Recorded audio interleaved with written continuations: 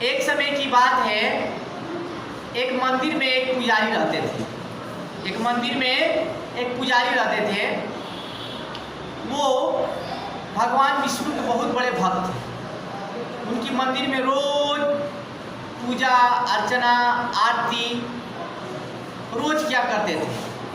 सुबह को पूजा करना, मंदिर को धोना, शाम को आरती दिखाना वगैरह वगैरह, जितना भी होता है भक्ति का काम, वो सब काम किया करते थे। एक समय की बात है कि बहुत बाढ़ आया। बारिश इतनी हुई कि चारों तरफ पानी पानी ही दिखने लगा। वो जिस मंदिर में पूजा करते थे वो मंदिर डूबते जा रहा था, डूबते जा रहा था। पहले फर्श डूबा, फर्श डूबते डूबते मूर्ति का कमर तक भाग आ गया। पानी का स्तर इतना बढ़ गया, इतना से बढ़ते बढ़ते इतना आ गया। अब इधर पंडित जी क्या कर रहे हैं, सभी लोग गांव के लोग अपने अपने बचाव के लिए यहाँ से वहाँ निकल रहे हैं। कोई ऊंचाई वाला जगह पर जा रहे हैं, ऊंचे जगह कोई स्थान खोज रहे हैं कि जहाँ पर पानी ना पहुँच पाए। लेकिन पंडित जी में क्या है, भावना आ गया है कि नहीं, मैं तभी जाऊंगा जब हमको बचाने के लिए साक्षात मेरे इष्ट देव मेरे भगवान विष्णु आएंगे, तभी मैं जाऊंगा, नहीं तो नहीं जाऊंगा। जब पानी इतना पर आ गया तो उनके पास से एक नाव चलाता हुआ मछुआरा गुजरता है। बोलता है, ओ पंडित जी चलिए जल्दी आइए, बारिश और बढ़ने वाली है और बाढ़ बढ़ेगा, आप आइए हमारी नाव में बैठ जाइए, आप हमारी नाव में बैठ जाइए। तो पंडित जी बोले कि ना, हम तुम्हारे साथ नहीं जाएंगे, हमको बचाने के लिए मेरे प्रभु आएंगे। बेचारा मछुआरा कई बार बोला कि जब तक पंडित जी को घबराऊंगा तब तक किसी और की जान बचा ली। वो वहां से मछुआरा चला गया। फिर पानी जब यहाँ से यहाँ तक आया तब क्या हुआ, उनके सामने से एक बहती हुई के सामने से एक लकड़ी का टुकड़ा, बड़ा सा लकड़ी का टुकड़ा बहते हुए उनके सामने से गुजरा। पंडित जी की इच्छा मन में जगी, भावना आई कि मैं चाहूँ तो इस लकड़ी के टुकड़े पर बैठकर अपनी जान की रक्षा कर सकता हूँ। लेकिन उन्होंने ऐसा नहीं किया। उनके मन में यह अभिमान घर कर चुका था कि मुझे बचाने मेरे भगवान आएंगे, इसलिए वो लकड़ी के टुकड़े पर नहीं बैठे। इसके बाद कि कुछ सैनिक जो है हेलीकॉप्टर के माध्यम से चारों तरफ घूम घूम कर देख रहे थे कि कहीं गांव का कोई लोग या आदमी, कोई इंसान कहीं बाढ़ में फंसा तो नहीं है।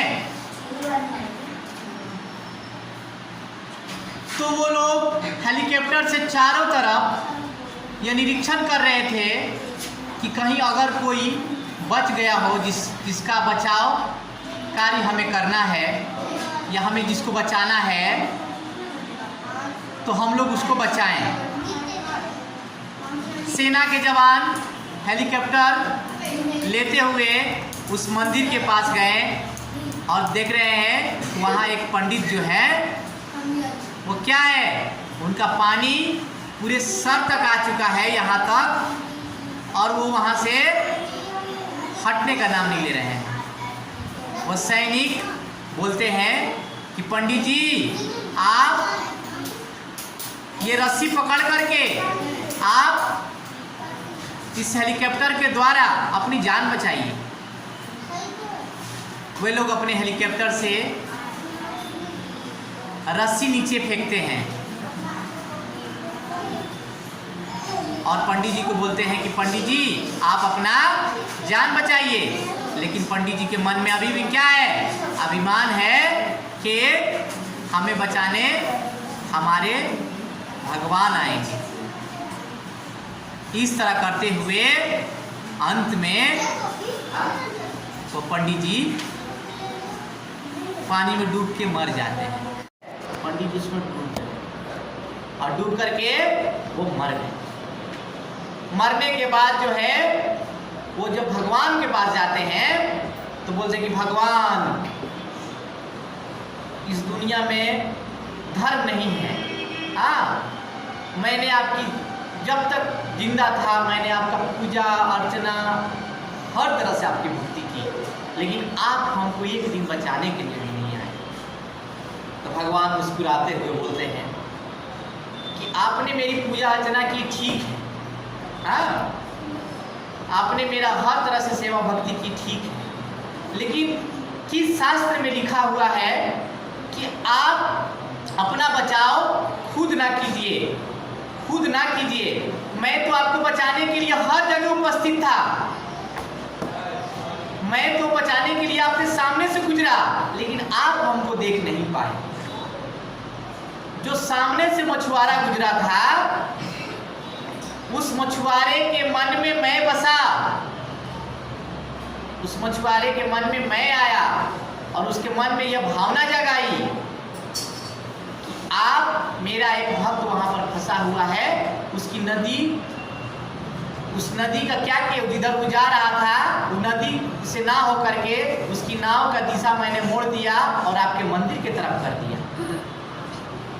उस मछुआरे को मैंने भेजा था, उस मछुआरे ने आपको बोला कि आइए पंडित जी चढ़ जाइए, लेकिन आप उस मछुआरे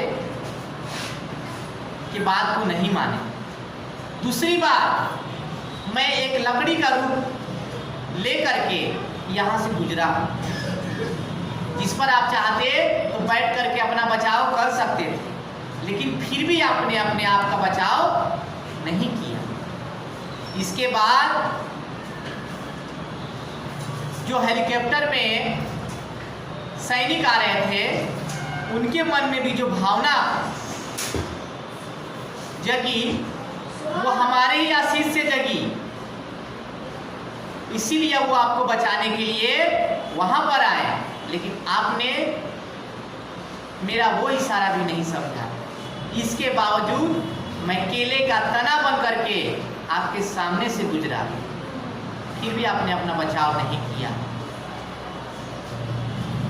इसीलिए आपको यह मृत्यु को प्राप्त होना पड़ा। इस कहानी से हम लोग को क्या शिक्षा मिलती है कि जो लोग अपना सहायता खुद करना चाहते हैं, भगवान उसी की ही सहायता करते हैं। हमारा प्रयास होना चाहिए, हमारे अंदर वो शक्ति जगानी होगी।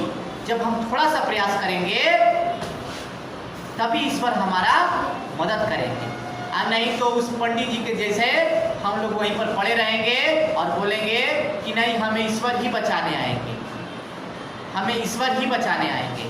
तो ये एक तरह से मूर्खपना है, ये पंडितपना नहीं, ये मूर्खपना है। कहा गया है कि ईश्वर कण कण में है, ईश्वर कण कण में है। भगवान हर जगह नहीं आ सकते, लेकिन भगवान आपको दूर से देख रहे हैं और आपकी समस्याएं आती है तो वो दूर करने के लिए कोई ना कोई उपाय आपको भेजते हैं, बशर्ते कि आपको अपने दिमाग से उसको देखना है और उसे दूर करना है। ठीक है, समझ में आया? इस कहानी से हम लोग को क्या शिक्षा मिली?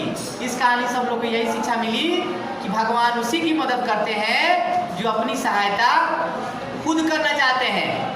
अब बच्चों, अगर आप लोग पढ़ना नहीं चाहिएगा तो भगवान क्या क्या आप लोग की कॉपी में खाता में लिख देंगे? आप रेगुलर स्कूल नहीं आइएगा तो क्या आपका अटेंडेंस भगवान आकर बोलेंगे? नहीं बोलेंगे। इसीलिए जितना भी चीज़ सिखाया जाता है उसको आपको प्रत्येक दिन आकर के विद्यालय में आपको सीखना होगा, समझना होगा, सुनना होगा, ठीक है। और आदर हमें सभी का करना है, अपने मम्मी पापा, भाई बहन, शिक्षक और समाज में जितने भी हमसे बड़े लोग हैं सबका आदर करना चाहिए।